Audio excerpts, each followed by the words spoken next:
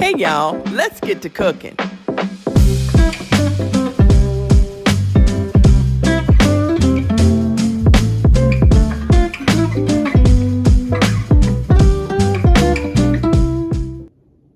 Hey y'all, welcome back to Memaw's house. Today I'm back in the kitchen. I don't have my apron on yet, but I will be getting it on. I am in the process of making my traditional hermit cake. A hermit cake is not a substitute for a fruit cake, but it's a different type of fruit cake. It has dates in it and nuts, and it is a delicious cake if that's the kind of cakes that you like. It's a very heavy cake, it's dense, but it's delicious. My mother made one every year. She made it right after Thanksgiving, and we kept it for Christmas. She doused it with wine and did all the things like you do with a fruit cake. Nonetheless, I didn't like a fruit cake.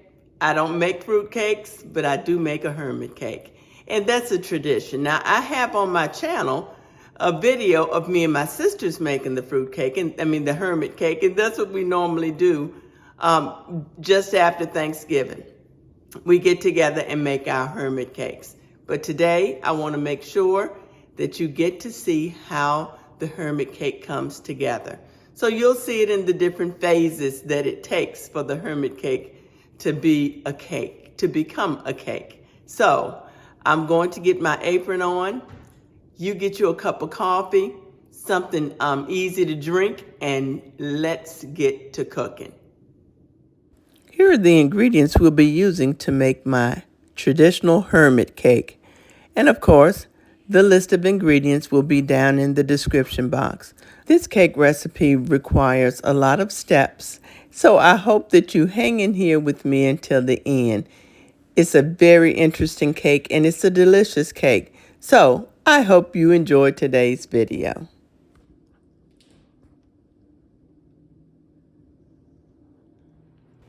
Okay, y'all, so just like with any other pound cake, we're going to go ahead and start by creaming our butter. This recipe calls for a pound of butter, which is 4 sticks of butter.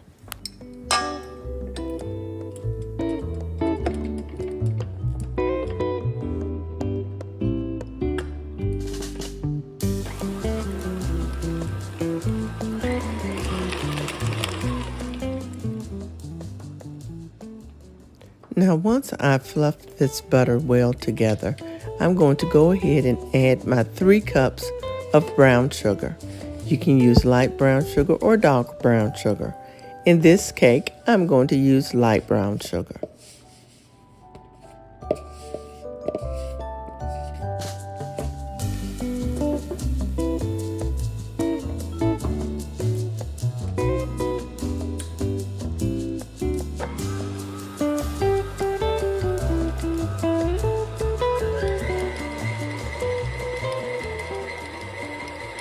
And you want to beat the butter and sugar together well until it becomes nice, light, and fluffy.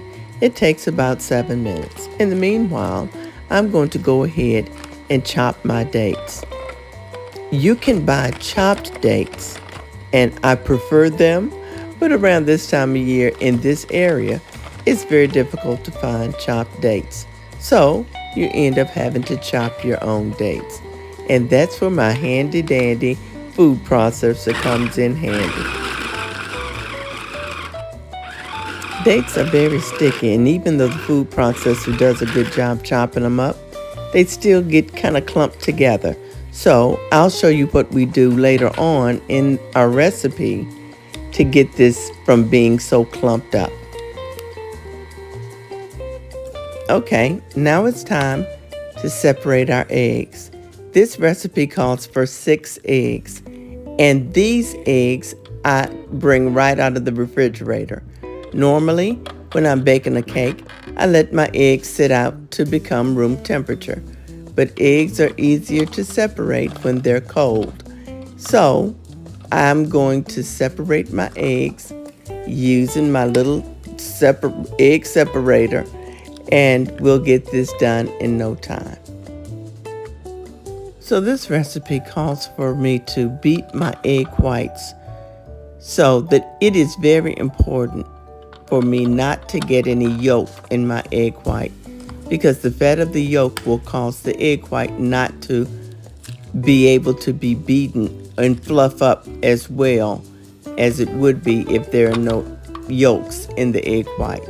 I hope that all makes sense.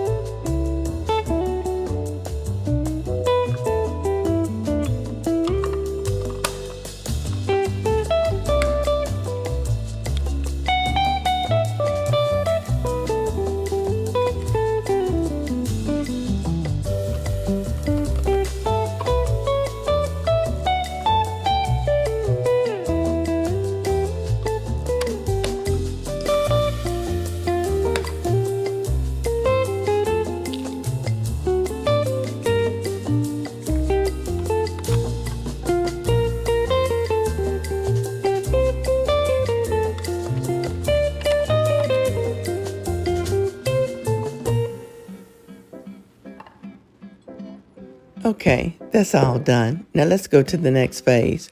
We're going to pull together our 5 cups of flour with our 2 teaspoons of cinnamon, 2 teaspoons of baking powder, 2 teaspoons of nutmeg, and we'll get it all sifted together.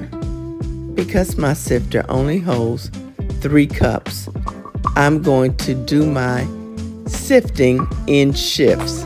So I'll do a little bit now and then do the rest in another batch.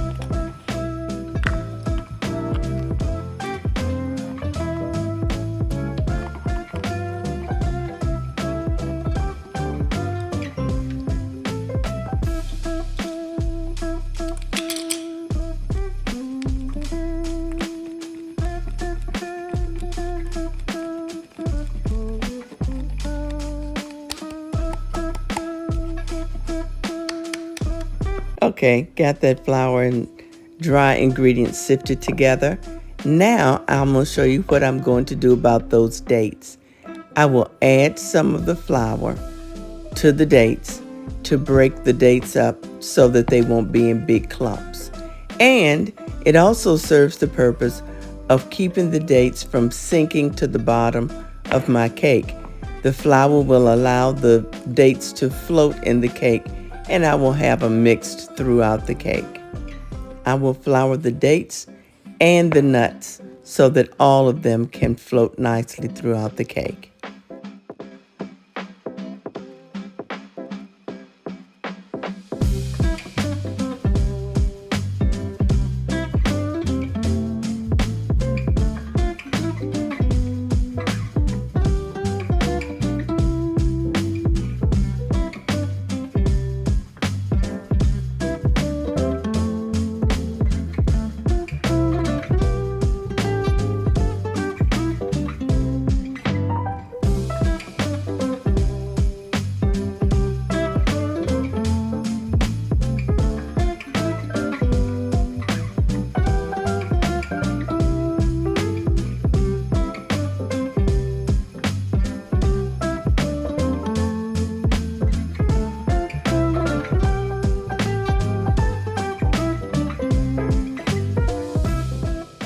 Okay, dry ingredients are done. Now let's go ahead and juice our lemon. Okay, so let's squeeze our lemons because I like to use fresh lemons. I never saw my mother use lemon juice. She always used the fresh lemon. So I'm going to squeeze my lemon like she did. Of course, she didn't have this handy-dandy equipment, but we're going to get the juice in there anyway. Now that our butter and sugar is all fluffed together well, we're going to add our egg yolks one at a time. And we'll let it beat until the egg yolk disappears into the butter and sugar mixture.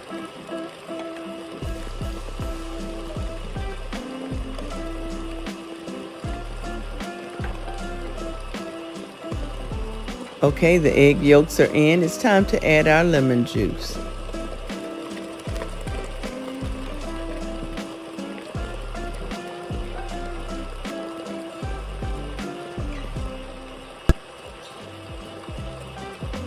After the lemon juice, in goes the vanilla, and it calls for 4 teaspoons of vanilla.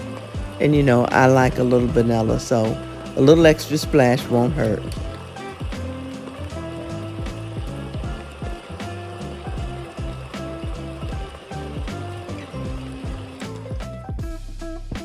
Okay, before we add our flour, nut, date mixture, I want to go ahead and scrape down all of the butter and get all of that mixed in or scraped in so that I can know that it's all combined well.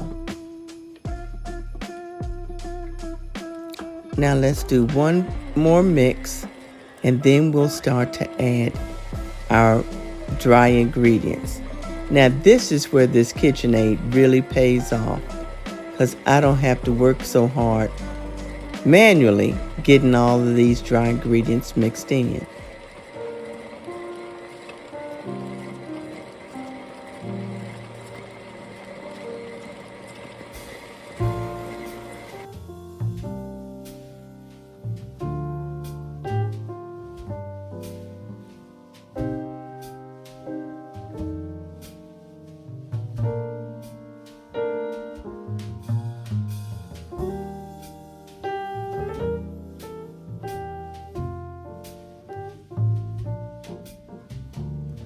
Okay, so I have gotten most of my dry ingredients in, and we need to get our egg whites beat. We want to get them beat to soft peaks.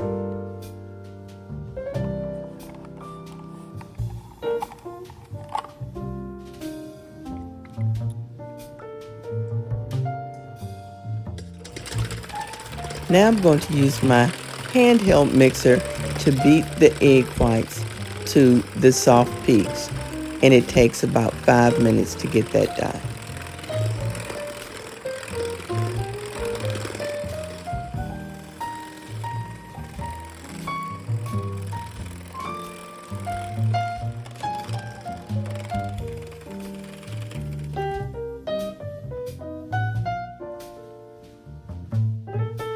Now in this big bowl, I'm going to now mix together all of my batter with my egg whites and whatever's left with my dry ingredients.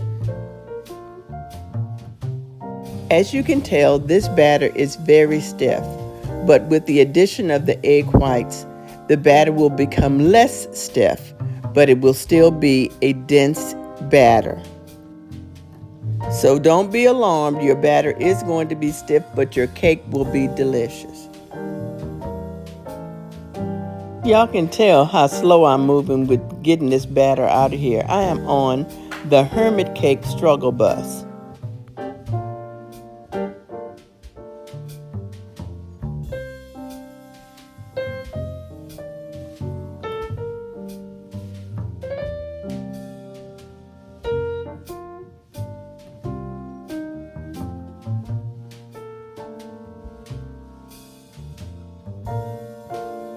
Now let's add the rest of the dry ingredients, and then I will use my mixer to slowly add in all of the ingredients together.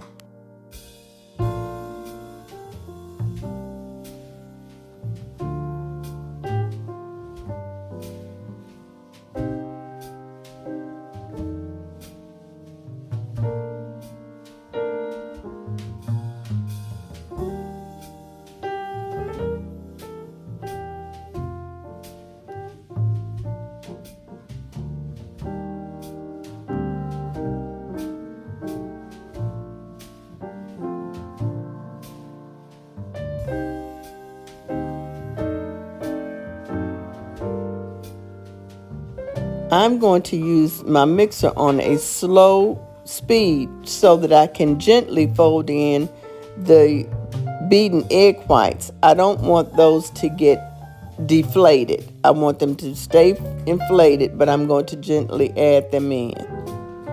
Now, my mother used to do all of this by hand. It would take her forever, but it's only going to take me about 5 minutes. In the meanwhile, while I mix this, here's some jazzy Christmas music for you to enjoy.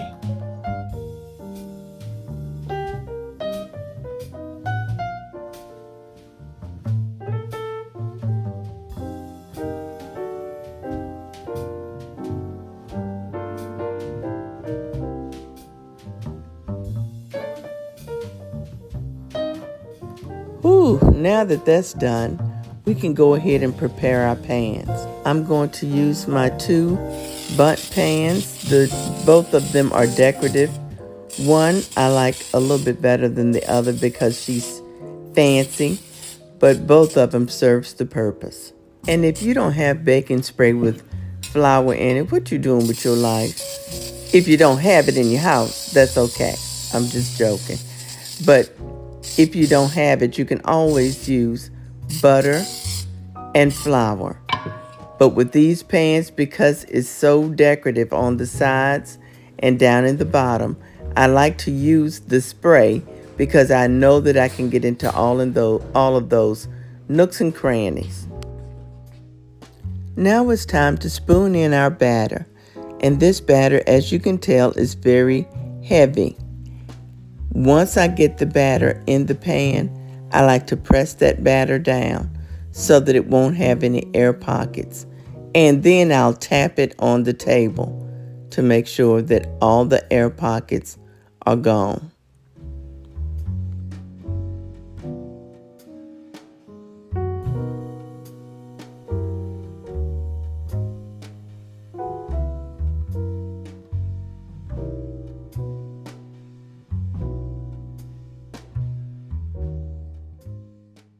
Okay, so that pan is being pressed down so that we can get all of the batter down into the decorative parts of that pan.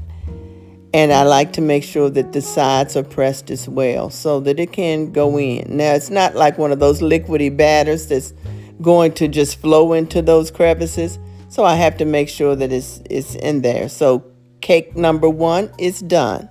Let's get cake number 2 into the pan.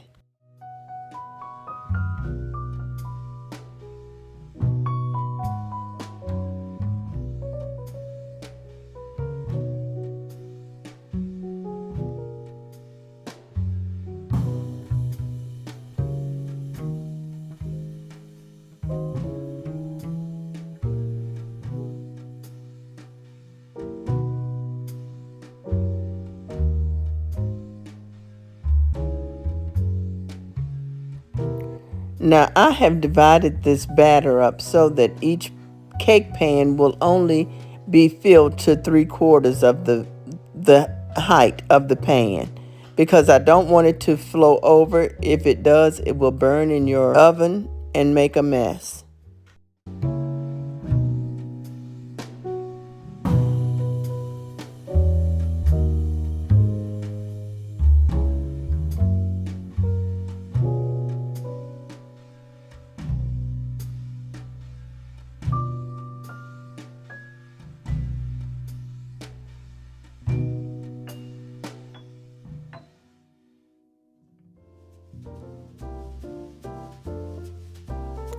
I've gotten all the batter out of the bowl, and now it's time to press that batter down into the second cake pan. And of course, this helps ensure that the decorations that are supposed to be in that cake pan is seen in the end result of the cake.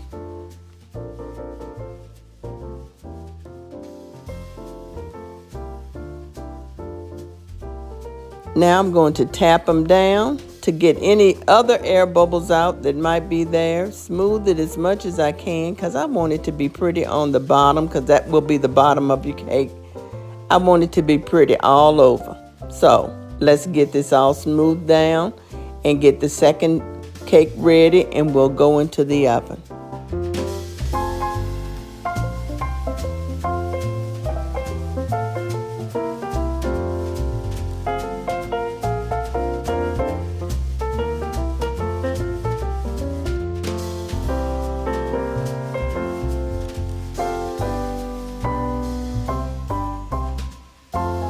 Okay, first cake is done. Let's get the second cake tapped down. And then we'll go ahead and get that smoothed on the top as well.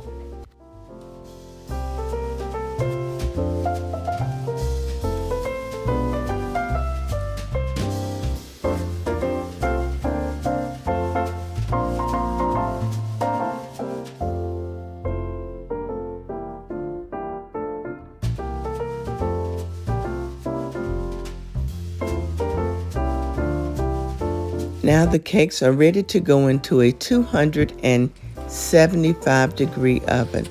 And with these pans, because they're dark pans, I like to crank that down to 265 degrees so that it won't get too dark. Okay, y'all. So my cakes are in the oven. You see, it is a task. That's why this cake is only made one time a year. So it makes enough batter for 2 good-sized cakes, 2 10-cup cake pans. I guess back in the day, their cake pans held more, but I just don't want for the cake to flow over and be all in the bottom of my stove, my oven. And it has done that. You can tell I'm speaking from experience. Ignore the dog in the back. He's just having a little conversation with somebody else. But anyway, this cake will bake for 2.5 hours. You know, I set a timer for that because I got things to do. So we'll be back when the cakes are done. As you can see here, I have put aluminum foil over my cake because they were getting a little bit brown and I didn't want them to get too dark, but I wanted them to get done. So here I'm testing it with a toothpick. And when that toothpick comes out clean, with a cake this dense, you want that toothpick to come out clean. And it did. Let's take them out. And here they are. Beautiful. Now I'm going to let them sit in the pan for a little while longer, for about a half hour or so more, so that I can know that they've baked all the way through, and then we'll turn them over. Okay, y'all. The cakes are done. You saw that I took them out the oven. They have to cool now. And while they're cooling, I let them cool in the pan because we need to make sure that that cake is baked all the way through. And that extra little few minutes in the pan really helps solidify that. We don't want it dry, but we do want it baked all the way through. So we're going to let that sit in the pan for about 30 minutes, 45 minutes, and then we'll flip them out. And I'll be back to do that.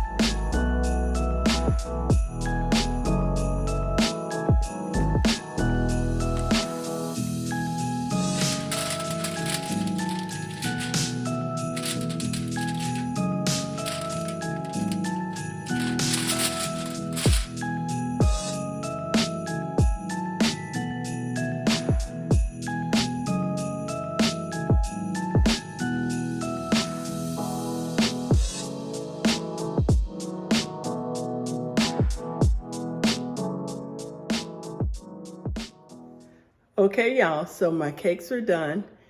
And we don't cut them immediately. I did put a little bit of apple juice on it. And if you'd like, you can use a little wine. My mama used a little homemade wine on hers. So I hope you enjoyed today's video. Even if you don't make the cake, just enjoy the tradition of it all. Y'all be blessed. Bye. Thank you so much for watching today's video. I hope you enjoyed it. And if you stayed with me through this whole video, drop down in the comments the baking tradition you have in your family. I'd be interested to see it. Y'all be blessed. Bye.